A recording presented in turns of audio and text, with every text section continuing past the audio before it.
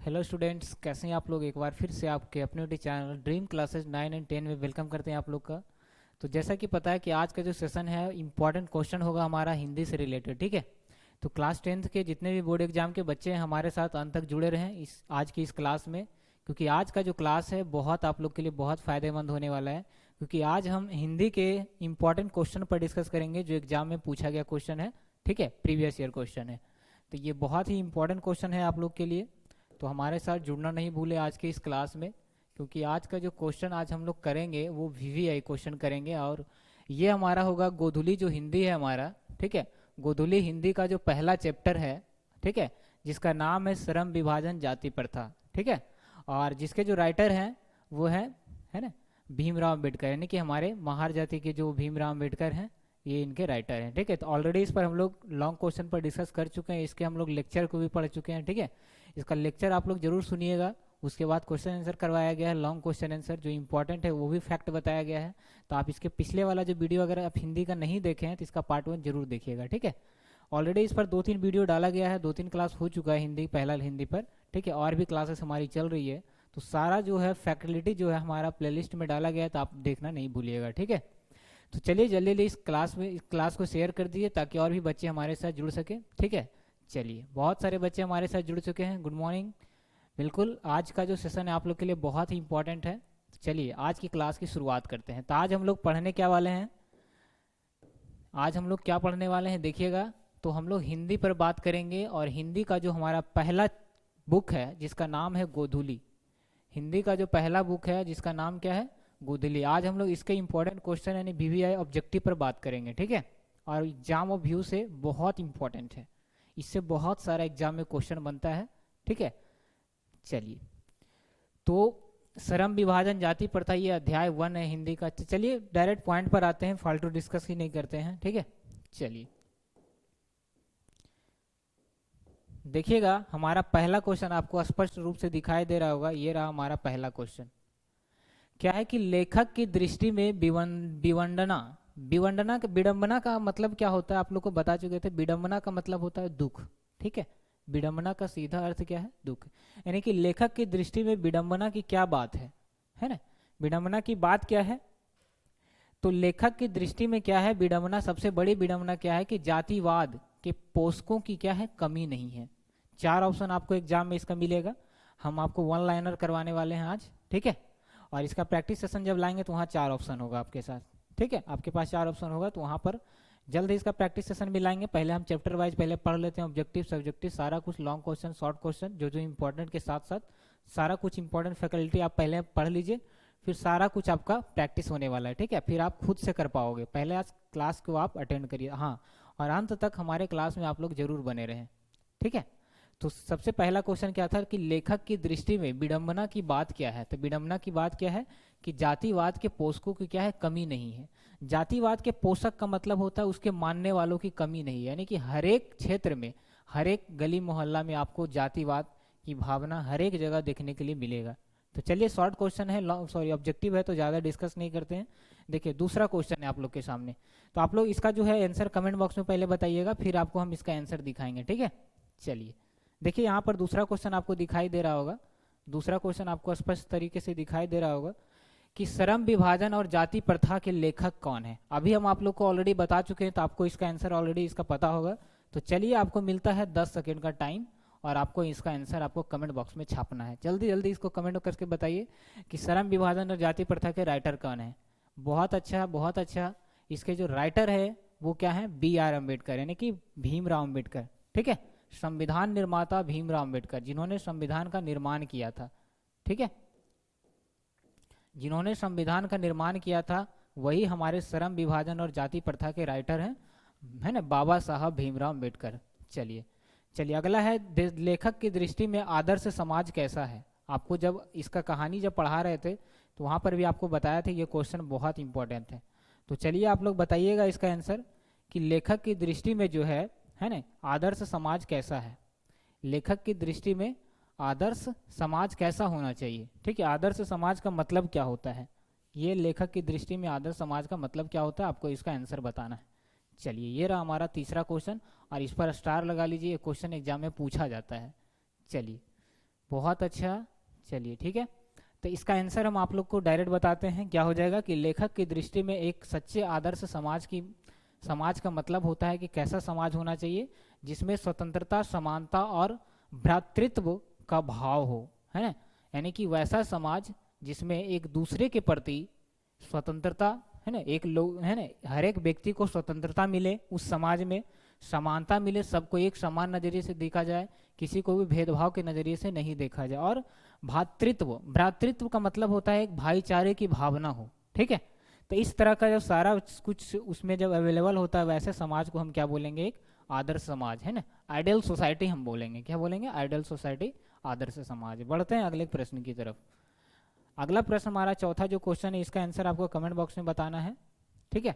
देखिए आपको स्पष्ट तरीके से दिखाई दे रहा होगा, स्पष्ट तरीके से आपको इसका आंसर हम कंप्लीट तरीके से पहले दिखाते हैं। क्वेश्चन देखिए, क्वेश्चन है हमारा कि सभ्य समाज की आवश्यकता क्या है, ठीक है। सभ्य समाज मतलब पढ़े लिखे जो समाज है उसकी आवश्यकता क्या है, यानी कि सभ्य समाज का अर्थ क्या होता है, ठीक है। तो सभ्य समाज का अर्थ क्या होता है, ये भी एग्जाम में देखिए कई बार पूछा गया क्वेश्चन है। तो बिल्कुल देखिए, सभ्य समाज का मतलब होता है श्रम का विभाजन, है ना। सभ्य समाज का मतलब क्या होता है, श्रम का विभाजन। याद रखिएगा, सभ्य समाज का आवश्यकता क्या है, श्रम का विभाजन, ठीक है। सभ्य समाज का मतलब क्या होता है, श्रम का विभाजन, यानी कि काम के आधार पर व्यक्तियों में क्या होता है, श्रम का विभाजन होता है, जिसे सभ्य समाज कहते हैं। चलिए बढ़ते हैं अगले प्रश्न की तरफ। अगला क्वेश्चन भी हमारे लिए बहुत इंपॉर्टेंट है। चलिए देखिएगा, पांचवा क्वेश्चन है कि आधुनिक सभ्य समाज जो है ना, आधुनिक जो सभ्य समाज है, आधुनिक सभ्य समाज श्रम विभाजन को आवश्यक क्यों मानता है।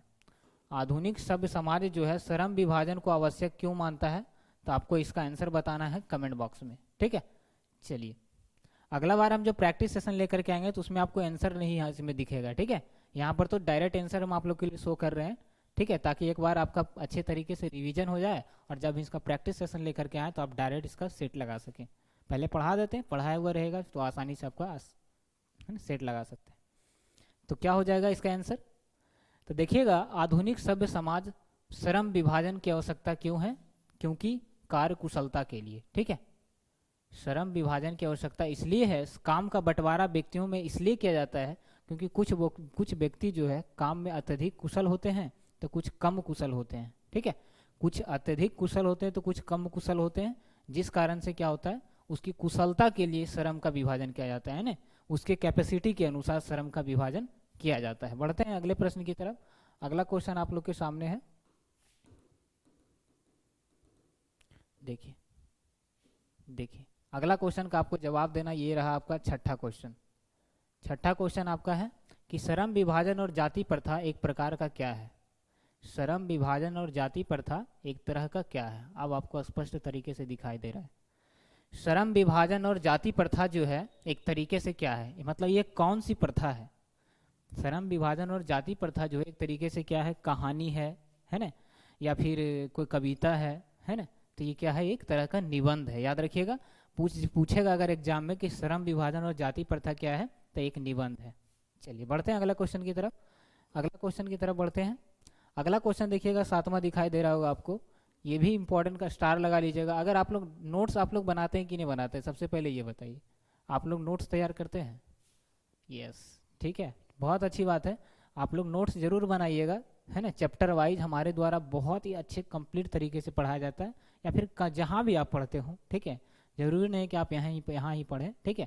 आप जहाँ भी पढ़ते हो वहाँ का नोट्स आप जरूर बनाइएगा, एग्जाम के टाइम में आपको बहुत फायदेमंद होने वाला है नोट्स, ठीक है। तो देखिएगा क्वेश्चन क्या है कि लेखक जो है बेरोजगारी का क्या प्रमुख, है ना, प्रमुख और प्रत्यक्ष कारण किसे मानते हैं। लेखक बेरोजगारी का, है ना, जो अनएम्प्लॉयमेंट जिसको बोलते हैं, लेखक बेरोजगारी का, है ना, प्रमुख और प्रत्यक्ष कारण किसे मानते हैं, तो जाति प्रथा को। जाति प्रथा के कारण ही क्या होता है, हमें बेरोजगारीता देखने के लिए मिलता है, ठीक है।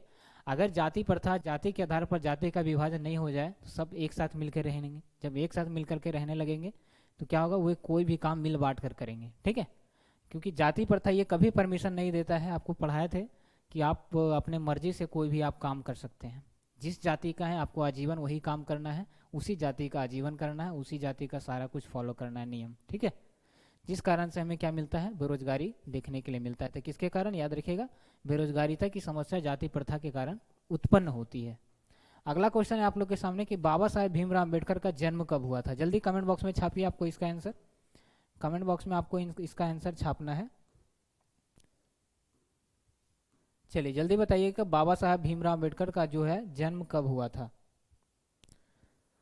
ये रहा आपके सामने, यहाँ है दलित परिवार में उनका जन्म हुआ था, ठीक है। कि कैसा परिवार में हुआ था, ठीक है, एक दलित परिवार में हुआ था। आपको बताना है कि उनका जो जन्म है वो कब हुआ था, ठीक है, क्योंकि ऑलरेडी हम आप लोग को पढ़ा चुके हैं, ठीक है।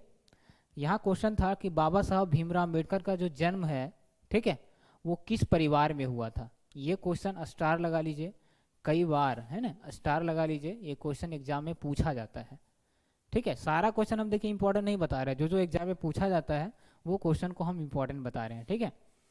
तो बताइएगा कि बाबा साहब भीमराव अम्बेडकर का जन्म कब हुआ था, कमेंट बॉक्स में जरूर बताइएगा, ठीक है। चलिए काफ़ी लोगों का आंसर भी आ रहा है, चलिए बहुत अच्छी बात है, इसी तरह से स्टडी करते रहिए आप लोग। तो उनका जो जन्म है एक दलित परिवार में हुआ था। बढ़ते हैं अगले क्वेश्चन की तरफ। देखिए 9 नंबर जो क्वेश्चन है कि श्रम विभाजन और जाति प्रथा पाठ बाबा साहब के किस भाषण का क्या है, संपादित अंश है। बाबा साहब के किस पाठ का संपादित अंश है। देखिए क्वेश्चन अच्छे तरीके से एक बार समझ लीजिए कि क्वेश्चन क्या कह रहा है कि श्रम विभाजन और जाति प्रथा, श्रम विभाजन और जाति प्रथा पाठ बाबा साहब के किस भाषण का क्या है, एक संपादित अंश है। तो क्या है, यहाँ पर हम आप लोग को बताया था कि बाबा साहब किस भाषण का है, तो annihilation of caste, annihilation of caste, ये जो पुस्तक है, इस पर जो भाषण दिए थे सबसे पहले बाबा साहब भीमराव अम्बेडकर ने दिए थे, ठीक है। तो याद रखिएगा कि श्रम विभाजन और जाति प्रथा किस भाषण से लिया गया है, कौन से भाषण का एक पार्ट है। तो कौन सा भाषण है, एनिहिलेशन ऑफ द कास्ट। ये बहुत इंपॉर्टेंट है और आप स्टार लगा लीजिएगा इस क्वेश्चन पर, बहुत इंपॉर्टेंट है। चलिए बढ़ते हैं अगले क्वेश्चन की तरफ, अगले क्वेश्चन की तरफ बढ़ते हैं, ठीक है। चलिए अगला क्वेश्चन है आप लोग के सामने, अगला क्वेश्चन है कि डॉक्टर भीमराव अंबेडकर ने पीएचडी की उपाधि कब धारण की। डॉक्टर भीमराव अंबेडकर ने पीएचडी का जो उपाधि है वो कब धारण किए थे, ये है हमारा क्वेश्चन। तो पीएचडी का जो उपाधि है बाबा साहब भीमराव अंबेडकर को कब मिला, तो 1916 ईस्वी में। याद रखिएगा 1916 ईस्वी में इन्हें पीएचडी का उपाधि दिया गया था, ठीक है। चलिए बहुत इंपॉर्टेंट क्वेश्चन है और ध्यान दीजिएगा कि बाबा साहब भीमराव अंबेडकर जो है पीएचडी, ठीक है। अब इसका फुल फॉर्म भी आपको कमेंट बॉक्स में छापना है, आप कहीं से भी सर्च करके आप इसका फुल फॉर्म बताइएगा, ठीक है। चलिए तो बाबा साहब ने भीमराव अंबेडकर को जो है पीएचडी का उपाधि 1916 में मिला था। चलिए बढ़ते हैं 11 नंबर क्वेश्चन की तरफ। 11 नंबर क्वेश्चन ये रहा आपके सामने, 11 नंबर क्वेश्चन है आप लोग के सामने और बहुत इंपॉर्टेंट क्वेश्चन है। तो चलिए फटाफट इसका आंसर बताइएगा कि, है ना। चलिए हाँ अब ठीक है। चलिए देखिएगा कि डॉक्टर भीमराव अंबेडकर का जो जन्म है वो कहाँ हुआ था। डॉक्टर साहब भीमराव अंबेडकर का जन्म कहाँ हुआ था, तो सबसे पहले हुआ था इनका जन्म जो है एक दलित परिवार में हुआ था, ठीक है। अब बताना है कि इनका जो जन्म है वो कहाँ हुआ था, ठीक है। बाबा साहब भीमराव अंबेडकर का जो जन्म है वो महो एक जगह है, मध्य प्रदेश का एक जगह है जहाँ बाबा साहब भीमराव अंबेडकर का जन्म हुआ था। तो कहाँ हुआ था, महो नामक स्थान। पूछेगा किस राज्य में है, तो मध्य प्रदेश में। हो सकता है एग्जाम में आपको ये ना दे करके आपको ये दे दे, तो आपको क्या लगाना है आंसर में, मध्य प्रदेश लगाना है, ठीक है। चलिए बढ़ते हैं अगले क्वेश्चन की तरफ। अगला क्वेश्चन है 12 नंबर की, जाति प्रथा भारत में बेरोजगारी का, है ना, कैसा कारण बना हुआ है, कैसी कारण बनी हुई है। यानी कि जाति प्रथा जो है भारत में बेरोजगारी का कैसा कारण बना हुआ है, तो प्रत्यक्ष और प्रमुख कारण बना हुआ है, ठीक है। ये तो एक तरह से लैंग्वेज है, एग्जाम में नहीं पूछा जाएगा लेकिन याद रखिएगा, ठीक है।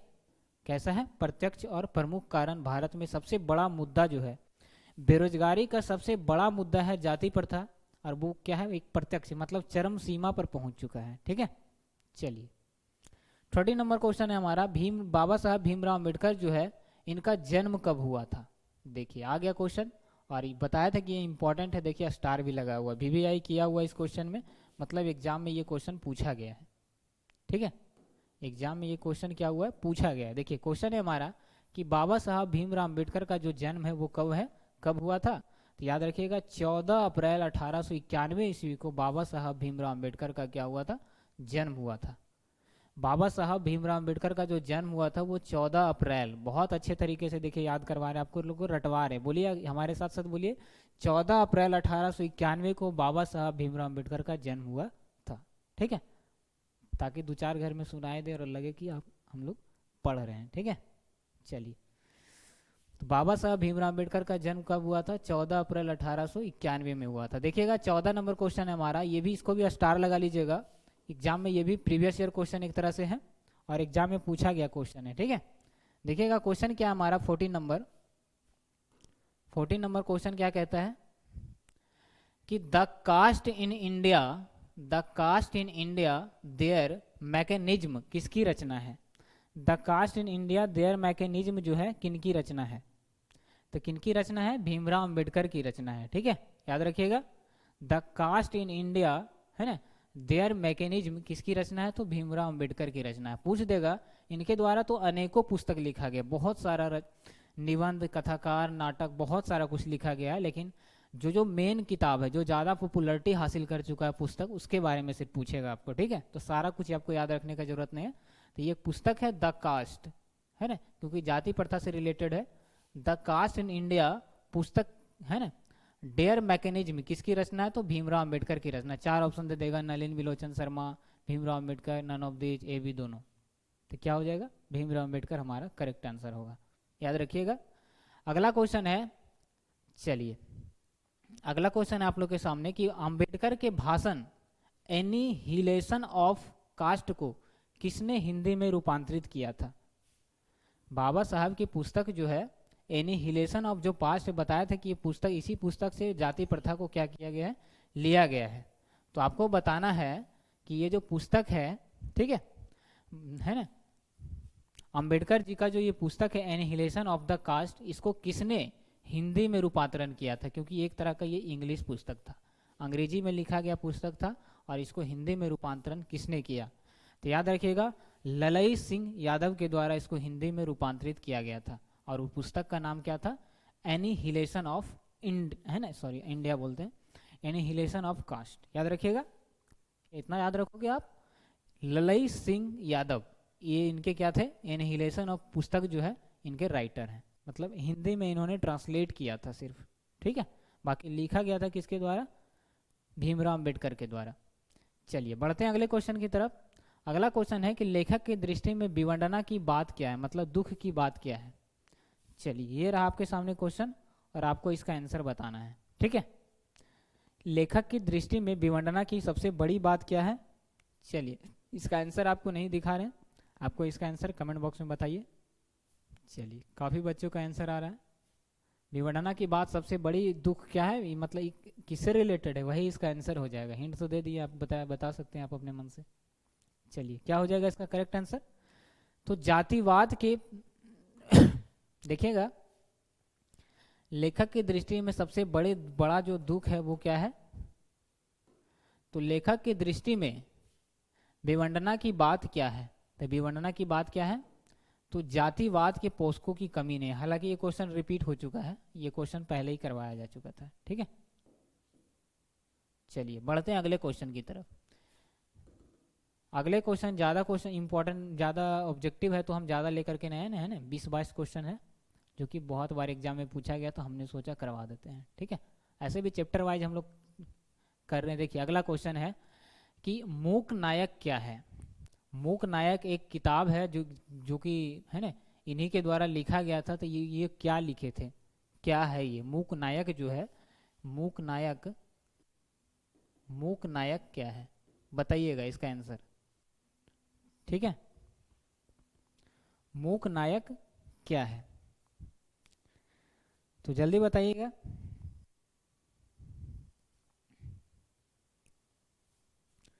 चलिए ठीक है,